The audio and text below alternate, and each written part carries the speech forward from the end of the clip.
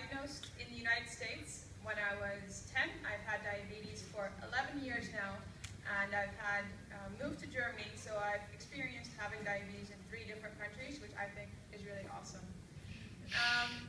But, you know, everywhere you move, there's not always people with diabetes, and I'm very lucky that my parents, you know, gave me a positive attitude about it, and they have given me great support, and they've always, you know, taught me that you have diabetes, but, you know, whatever, you can do anything you want, and we'll support you in any way we can.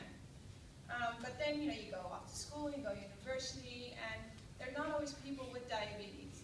So one of the problems that I have, and, you know, afterwards, if anyone has any tips or anything to add to my story, please come and find me. Because how do you explain to your friends what diabetes is? Because you don't want to go and say, oh, I have diabetes, you know, it's so hard, it's so difficult, and, you know, you have to feel sorry for me. I personally don't want that. I want them to think that diabetes is easy.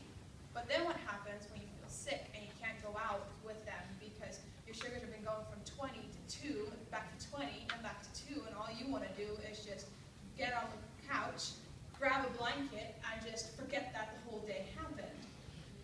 So finding that balance is quite difficult and still challenging. And I'm really happy to have friends with diabetes so that, you know, I can text Yulna or other people I know with diabetes and say, hey, you know, I've had a really rough day. And just the fact that they know how it feels, I mean, they don't even need to react, but just that they know really helps me cope with it. But then, you know, about half a year ago, I started moving in with my boyfriend. And besides all of the challenges that brings, you also have the challenge of diabetes. Like I said before, my biggest support has been my parents. So if something is wrong with my diabetes and I really don't know anymore, or I just need some help, I call my mom. So when I moved in with my boyfriend, he was like, why are you calling your mom? You should call me. But he didn't have the 11 years of experience that my mom has. So I'm really trying to find the balance, because for me, it feels like, you know, I'm such a burden to him when I'm high or I'm low. He has to get out of bed again because I can't go down the stairs, and even though I have some sugar next to my bed, it's just not enough. Or, you know, he has to bring me breakfast in bed again. Or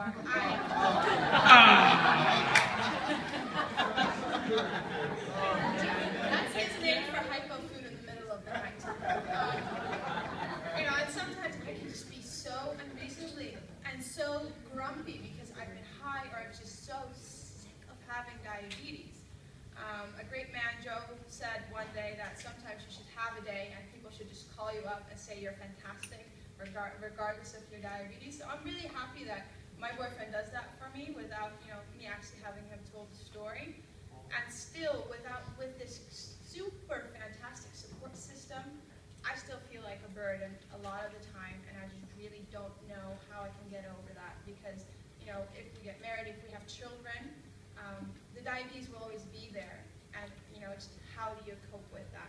So I'm really happy that the Dawn study is here, and I really hope that we can figure out a way in how we can't just involve people with diabetes to talk about their diabetes, but also involve family or co-workers, friends, or your spouses,